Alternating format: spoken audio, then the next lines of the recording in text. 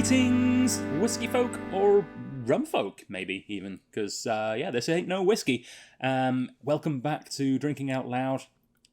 I'm Adam Bradshaw, and I'm here to tell you all about Ready to Rumble from the SMWS Canada September 2023 Outturn.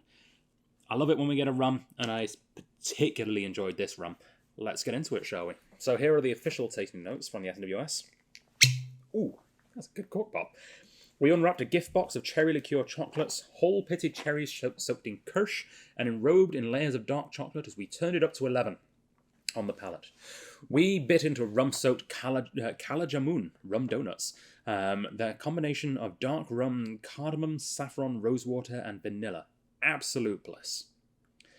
Water added a cinnamon dusting on baked apples and chocolate peanut butter cups on the nose, while the taste was simply sublime. Following 8 years in an ex-bourbon barrel, we transferred this... There's a typo in the book. It says whiskey. It's not a whiskey. We transferred this rum into a refill Spanish oak Pedro Jimenez hogshead that was previously used to mature whiskey 4688, a curiosity of flavours which was released here in Canada back in March 2021. And I remember that. That was a good whiskey. All right, rum time. I love an SMWS rum, and I absolutely love this distillery. This is a distillery that I actually discovered because of the SMWS. We've had this distillery before. This is R11.17. And I loved it so much that when I recently took over the rest of spirits at the Strath, I'm not just the whiskey guy anymore, I'm the spirit guy, the spirit guide, maybe? The spirit bloke. I'm in charge of all the spirits. One of the first things I did was order 2 bottles, official bottlings from this rum distillery, because I really, really liked the SMWS one. This is Jamaican. This is a Jamaican rum. It is from an ex-bourbon barrel, finished in a refill PX hogshead, which is super cool. I love rum in a sherry cask. The Bumbu XO, if you're looking for a really inexpensive sherry cask rum to see if that's your jam before jumping up to the big guys like this, is a really good starter one. Aged for 11 years, is from the 1st of September 2011. An outturn of 249 bottles, coming out at 65.8 ABV. So this is Worthy Park. A lovely distillery. One of the things that I learnt when I was researching rums previously to, get into the headspace of being in charge of them now, apparently, here at the Strath, is that when it comes to rum, it's kind of hard to categorize rum because there's lots of different types and styles and variations. But one of the best ways, in a sense, is categorizing it from the history of the place that it's from, because there's really 3 different styles of rum distillate. And yes, you can age it for different amounts and you can spice it, which is really, as different to a rum as Fireball is to a whiskey. Spiced rum, it's rum, but it's spiced rum. It's different. Anyway, yes, you can age it for different amounts and all that. But the distillate itself really comes in 3 different categories, and it depends on whether the country it's from was invaded, basically, by either the French, which when you get agricole, you get the rum that's not made from molasses, made from sugarcane itself. You get the Spanish, stuff like Havana Club, which is done in a column still and is a much lighter, often sort of fruitier style of rum. And you get stuff like this, the big, deep, beautiful rums, which are made in countries with an English sort of influence, for want of a better word, and this done in a pot still. And that's one of the big things that the Brits brought over pot stills to places like Jamaica, and it makes a real big difference to the type of spirit that comes out of it. If with whiskies, if you're an SMWS member or interested in whiskey in general to find this channel, then you'll know that rum is so whiskey is really different depending on whether it's from a pot still or a column still. Coffee malt from Nika is very different to a single malt from Nika, for example. All right. Oh yeah, big, deep, rich fruits. This feels like not only a Christmas pudding, but it feels like the stuff you'd pour over a Christmas pudding. It's almost brandy-esque in how sort of rich and dark and fruity it is, in like a good, well-aged brandy.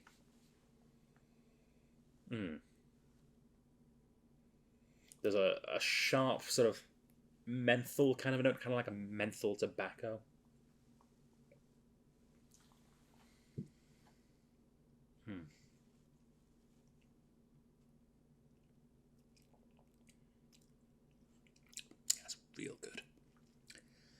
I'm no expert on rums. I'm learning as I'm going. And I'm looking forward to trying a whole lot more rums in my new position.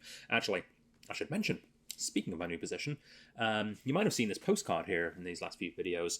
We're relaunching all of our in-store clubs on September 19th, 919 day, because that's our address, 919. Yeah. Anyway, so as well as the relaunch of the Dram Association and the relaunch of our gin club, Juniper Collective, I'm also starting a brand new club, the one over here, Still Explorers. Still Explorers will be exploring different spirits, alternatives, if you will. So, you know, we're going to ignore whiskey and gins because they have their own clubs, and we're going to ignore vodka because, I mean, maybe one day we'll do a vodka tasting. I'm just not interested, to be honest.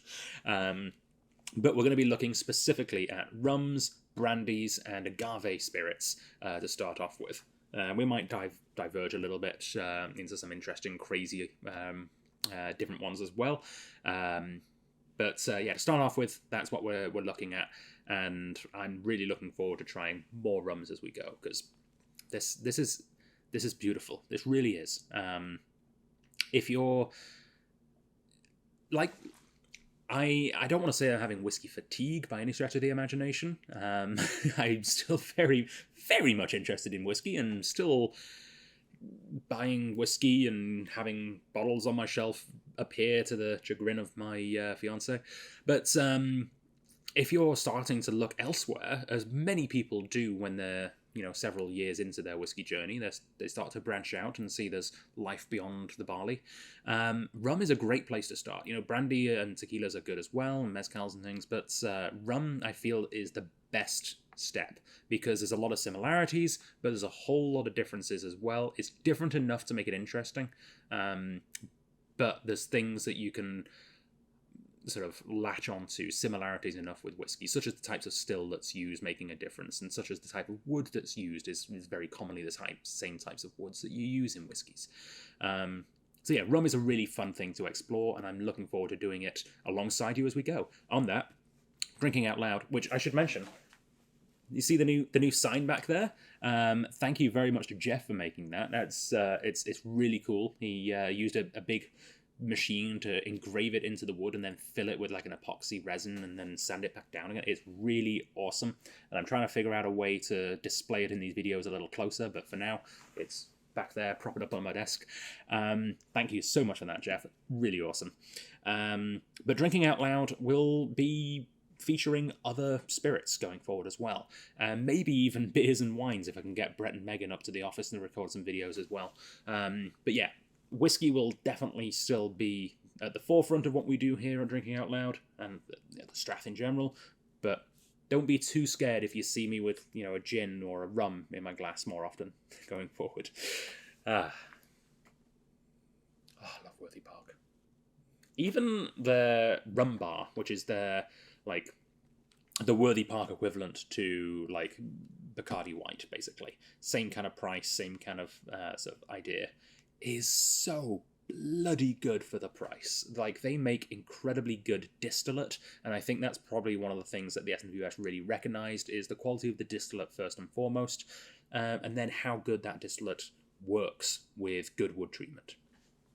I have no idea whether this sherry cask finish was done whilst it was still in Jamaica, or whether it was done by the SMWS, or maybe it wasn't even matured in Jamaica. A lot of rums is shipped wholesale to the UK, where it is often blended and matured in the south of England. There's a huge rum trade of English-style rums that are done in the south of England. So maybe it was recast in England. I have no idea. There was no NFC chip on the whiskey telling me the entire history of everything that went on. It's not a blockchain whiskey, sorry. There's still some, sorry, so it's not even a whiskey, it's a rum. There's still mystery to be had, even with the SMWS. I think we have only one bottle left of this as the video goes out, maybe two, I can't quite remember. I saved at least one, of course, for the digital release. I remember at the first tasting this went to a draw, and it didn't go to a draw in the second tasting. So if you were at the Thursday tasting and you missed out on this one, now's your chance. Available at strathliquor.com/SMWS for $257.30.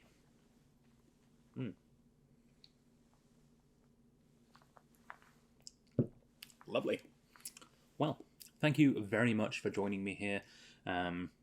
If you haven't seen the rest of the videos from this outturn, go to the Drinking Out Loud channel, or take a look in the description of this video where I'll link all the other videos as well.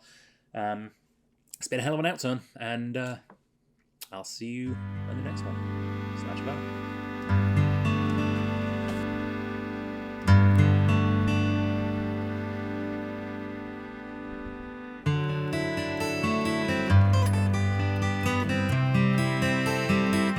Folks out here